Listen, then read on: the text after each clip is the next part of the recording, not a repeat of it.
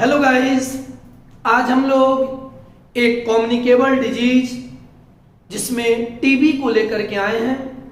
ये टीबी एक bacterial disease है जो कम्युनिकेबल का एक एग्जाम्पल है। कम्युनिकेबल आप याद करो, जिसमें लोगों ने क्या देखा कि ऐसी डिजीज जो वन पर्सन से अनदर पर्सन को ट्रांसफर होती हो, जो बहुत सारे bacteria, virus, protozoa, fungi, helminth, बहुत सारे माइक्रोब से डिजीज होती हैं। उसी में एक बैक्टीरियल डिजीज जिसको हम लोग ट्यूबरकुलोसिस को लेके आए हैं। इसी ट्यूबरकुलोसिस को आपका टीबी कहा जाता है। अभी भी इसका पेशेंट वर्ल्ड में बहुत ज्यादा हैं। 2017 के अकॉर्डिंग आपका 28 क्या कहिएगा लाख आपका टीबी के पेशेंट मिले, जो कि वर्ल्ड का एक टारगेट है कि 2030 तक आपका टीबी को पूरी तरह से वर्ल्ड से समाप्त किया जाए, जिसमें इंडिया 5 साल पहले ही संकल्प लिया इसको समाप्त करने का। खैर, इसी टीबी के बारे में हम लोग डिटेल में जानेंगे। ये ट्यूबरकुलोसिस एक ऐसी बीमारी है जो इन्फेक्टेशियस एजेंट है। और इन्फेक्टेशियस में डिजीज के बारे में हम लोग जो जानेंगे, इसमें सबसे पहले किस किस चीज को जानेंगे।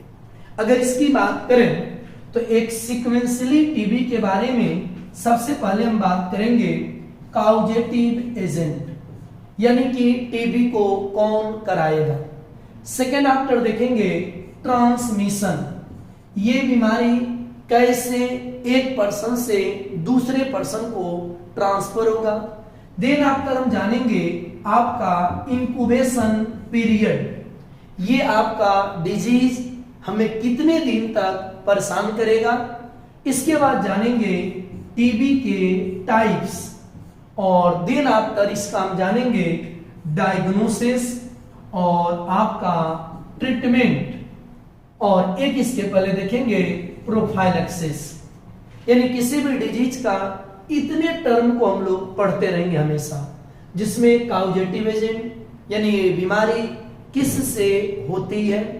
सेकंड ट्रांसमिशन, ये बीमारी एक पर्सन से दूसरे पर्सन को कैसे ट्रांसफर होगी। देन आफ्टर जानेंगे इंक्यूबेशन पीरियड, यानी ये डिजीज हमें कितने दिन तक परेशान करेगा। इसके बाद टीबी के टाइप्स को देखेंगे। देन आफ्टर डायग्नोसिस, कैसे पता करेंगे। प्रोफाइलैक्सिस मींस डिजीज होने के पहले क्या उपाय है, और अल्टीमेट में हम देखेंगे ट्रीटमेंट, यानी इस डिजीज का क्या इलाज है। तो आते हैं सबसे पहले काउजेटिव एजेंट। अगर आप टीबी की बात करोगे तो ये टीबी यानी ट्यूबरकुलोसिस एक इन्फेक्टेशियस पल्मोनरी आपका डिजीज है। Basically pulmonary, that means lung infectious disease. ऐसा नहीं है कि टीबी सिर्फ लंग को होता है, हमारे ब्रेन को भी टीबी होता है, आपका सोकोल गले में भी टीबी होती है, आपका लंग्स में तो फेवरेट साइट टीबी का, इंटेस्टाइन में भी टीबी होती है, यानी लिम्फ नोड में भी टीबी होती है। अलग अलग जगह टीबी होती हैं, लेकिन ट्यूबरकुलोसिस का सबसे फेवरेट साइट लंग होता है। तो टीबी कराने वाले एजेंट का नाम है माइकोबैक्टीरियम ट्यूबरकुलोसिस। ये एक माइकोबैक्टीरियम कॉचबेसिलाई, जो कि आपका दैट इज रॉड शेप एक बैक्टीरिया है। इसके अलग अलग फॉर्म होते हैं, एक होमनिस एंड बोविस। आप इसको नहीं याद रखोगे, सिर्फ याद रखना है आपका दैट इज माइकोबैक्टीरियम। ये माइकोबैक्टीरियम हमारे लंग के अंदर में आकर के ये करता क्या है, बेसिकली अगर हमारे लंग के अंदर ये एंट्री करेगा तो ये जाकर के सेल को डैमेज करता है, और अगर सेल को डैमेज करेगा तो वही एक स्ट्रक्चर जो बनेगा उसी को हम लोग कहते हैं दैट इज ट्यूबरकल्स, यानी कि formation of tubercles in the lungs. अगर कोई पूछे ट्यूबरकल्स क्या है, तो आप कहोगे कि अगर ये बैक्टीरिया जो लंग के अंदर एंट्री मारेगा, क्योंकि लंग हमारे पास दो होते हैं, तो लंग के अंदर अगर एंट्री मारेगा तो सेल को डैमेज करेगा, एक ट्यूबरकुलिन केमिकल सेक्रेट करेगा और उसी ट्यूबरकुलिन केमिकल के सेक्रेशन से हमारे लंग के सेल डेथ होते हैं और उसी सेल का जो एग्रीगेशन होगा इसी को हम लोग कहते हैं ट्यूबरकल्स।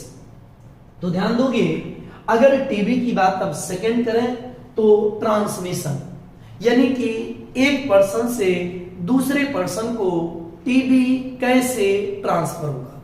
याद रखना ये ड्रॉपलेट इंफेक्शन है। ड्रॉपलेट इंफेक्शन दैट मीन्स अगर हम टॉक करते हैं, बात करते हैं, तो हमारे सलाइवा से जो ड्रॉपलेट आते हैं उसी ड्रॉपलेट से एक पर्सन से दूसरे पर्सन को ये बीमारी ट्रांसफर होती है, इसीलिए कहेंगे ड्रॉपलेट इंफेक्शन। अब ये कैसे ड्रॉपलेट, आप ध्यान दोगे, कफिंग, अगर आप कफ निकालते हो तो भी आपका, खांसते हो तो भी एक से दूसरे पर्सन को जाएगा।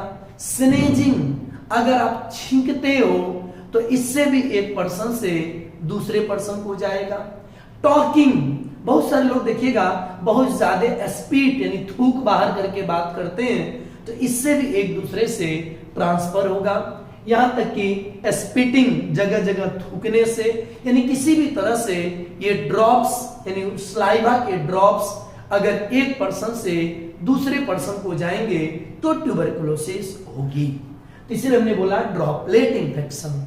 इसके अलावा और भी कुछ क्या कहिएगा फैक्टर्स होते हैं, जैसे आप यहां देखोगे ड्रॉपलेट का ये सिंबल दिखाया गया, एक पर्सन से दूसरे पर्सन को, चाहे ओरल से चाहे नजल कैविटी से।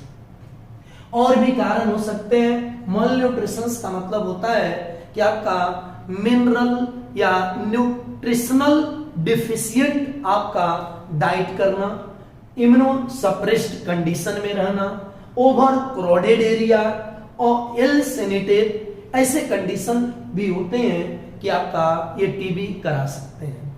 और इंक्यूबेशन पीरियड, दैट मीन्स हमने बोला था ना पहले काउजेटिव एजेंट यानी टीबी कौन कराया, माइकोबैक्टीरियम। सेकेंड आफ्टर हमने क्या बोला, ट्रांसमिशन, एक पर्सन से दूसरे पर्सन को कैसे ट्रांसफर होगा। इसके बाद हमने क्या देखा, incubation period, week, month, year तक भी आपका ये मतलब माइक्रोब्स हमारे बॉडी में पड़े रह सकते हैं।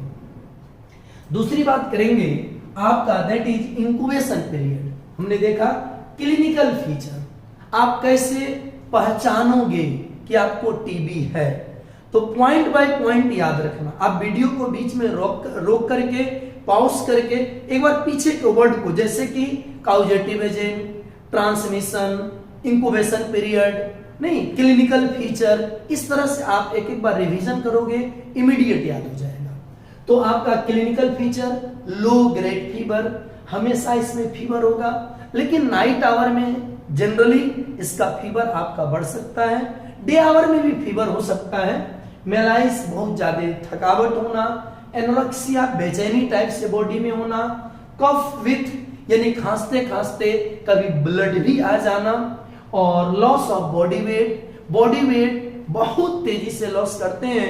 किसी किसी पर्सन के 3 से 4 केजी 5 केजी तक बॉडी वेट क्या कहिएगा लॉस हो जाते हैं। और चेस्ट पेन, चेस्ट में आपका पेन होगा।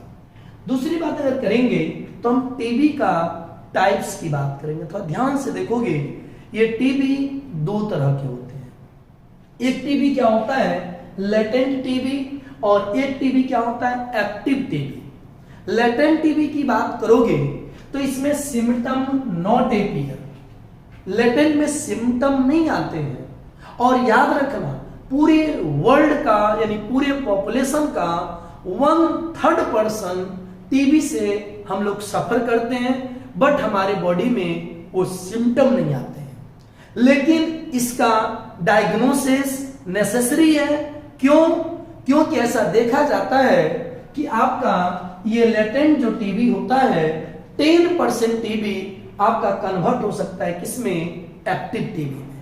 तो हम जानेंगे ये लेटेंट टीबी एक्टिव टीबी में कैसे कन्वर्ट होता है। तो ध्यान दोगे आपका, जैसे बेसिकली आपने क्या देखा कि टीबी जो होता है ये माइक्रोबैक्टीरियम रॉड से बैक्टीरिया, अगर ये बैक्टीरिया हमारे ट्रैकिया होता हुआ यानी हमारे एयर पाइप विंड पाइप होता हुआ ये हमारे लंग्स के अंदर एंट्री करते हैं। अगर लंग्स के अंदर एंट्री करते हैं तो ये लंग में आकर के ये अपने नंबर को मल्टीप्लाई करते हैं। लेकिन जब नंबर को मल्टीप्लाई करेंगे तो होगा क्या, हमारे बॉडी के भी तो कुछ इम्यून सेल हैं, जैसे मैक्रोफेजेज हैं। कुछ मैक्रोफेजेज आकर के इसको क्या करते हैं, इंगल्फ कर लेते हैं, इसको निगल लेते हैं, इसको मारने का कोशिश करते हैं, लेकिन ये मार नहीं पाते हैं। और गौर करोगे धीरे धीरे ये अपना मल्टीप्लाई नंबर करते रहेंगे।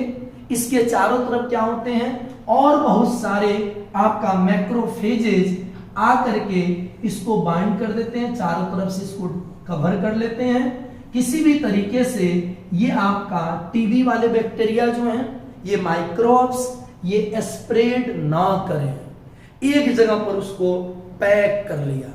इसके टॉक्सिक केमिकल उतने दूर में ही रह करके इसको डिटॉक्सिफाई करते रहते हैं। इस तरह से ये जो माइक्रोब्स हैं, ये ट्यूबरकुलोसिस वाले बैक्टीरिया हैं, ये स्प्रेड नहीं कर पाते हैं।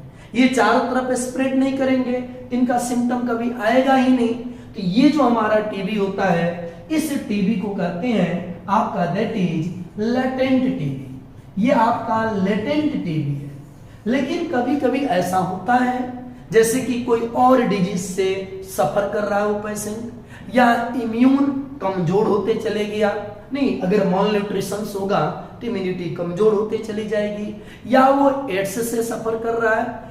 ऐसे कंडीशन में होगा क्या, जब इम्यूनिटी कमजोर होगी तो ये सेल आपका धीरे धीरे डैमेज होने लगते हैं, और ये जो आपका माइक्रोब्स है ये अपने नंबर को धीरे धीरे क्या करेगा, ये मल्टीप्लाई करेगा और यहां से अदर पार्ट में भी स्प्रेड होना शुरू हो जाएगा। और जब अदर पार्ट में स्प्रेड करेगा लंग के, तो धीरे धीरे यहाँ के सेल को क्या करेंगे, डैमेज करेंगे। इस तरह से क्या करेंगे, ट्यूबरकुल्स का फॉर्मेशन करेंगे, सेल डेथ होने लगेंगे, और धीरे धीरे ये टीबी आपका कन्वर्ट हो जाएगा किसमें, दैट इज क्या कहिएगा, एक्टिव टीबी में। तो एक्टिव टीबी हमने क्या देखा कि यही टीबी कन्वर्ट हो गया एक्टिव टीबी में। जब एक्टिव टीबी होगा तो इसमें सिम्टम एपियर्स होंगे, और आपका लेटेंट टीबी में सिम्टम्स एपियर नहीं होते हैं। तो ध्यान दोगे आपका उसी तरह का यहाँ पर इमेज में देखिएगा, ये दिखाया गया इनिशियल फेज में। अगर एक साथ सो कॉल्ड अगर पैक्ड है, एक चैम्बर में पैक है, तो ऐसे कंडीशन में मैक्रोफेज के हेल्प से ये स्प्रेड नहीं करेंगे। लेकिन अगर ये इम्यूनिटी कमजोर होने के कारण पूरे स्प्रेड कर सकते हैं और ट्यूबरकुल्स का क्या कहिएगा, फॉर्मेशन कर सकते हैं। तो हमने देखा कि टीबी के कितने टाइप्स, 2 टाइप्स, एक कौन आपका लेटेंट टीबी, और एक हमने क्या देखा, एक्टिव टीबी। ये लेटेंट में क्या होगा, सिम्टम एपियर नहीं होगा, याद रखोगे, बट डायग्नोसिस नेसेसरी है, नहीं तो यही टीबी कन्वर्ट हो जाएगा किसमें, आपका एक्टिव टीबी में।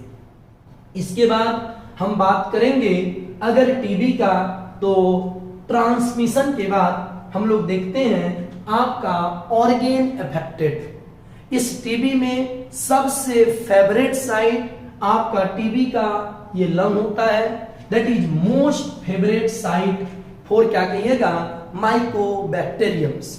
अगर ये टीबी आपका घोन कॉम्प्लेक्स का फॉर्मेशन कर देंगे, घोन कॉम्प्लेक्स ध्यान दोगे आपका ये जो ब्रोंकियोल होते हैं, इसके अंदर में आपका धीरे धीरे आपका सेल जो डैमेज करते जाएंगे, अभी देखा ना आपने लेटेंट टीबी, धीरे धीरे वो जो आपका स्प्रेड करते जाएंगे तो वही आपका होगा घोन कॉम्प्लेक्स। ऐसे कंडीशन में ब्लीडिंग भी क्या कहिएगा, आ सकता है आपका। इसके अलावा अदर पार्ट में भी, इंटेस्टाइन में भी, हमारे इंटेस्टाइन में भी टीबी हो सकती है। आपका मेनिंजेस, ब्रेन, अगर ब्रेन की बात करोगे तो ब्रेन में 3 प्रोटेक्टिव लेयर होते हैं। सबसे आउटर तो क्रेनियम होता है, अंदर में 3 प्रोटेक्टिव लेयर होते हैं जिसको हम पायामेटर, ड्यूरामेटर, आर्केनोइड्स कहते हैं।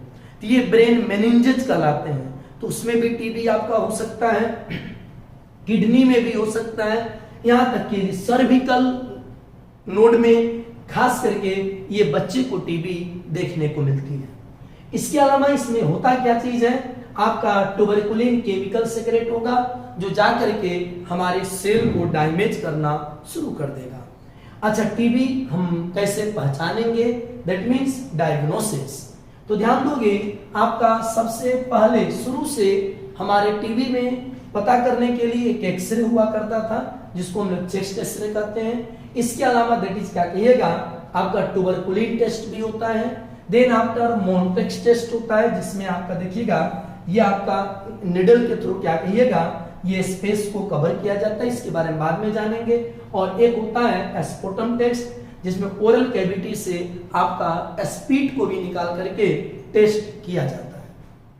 इसके अलावा हम जानेंगे ट्यूबरकुलोसिस में आपका गौर करिएगा आपका सो कॉल्ड ट्रीटमेंट क्या है।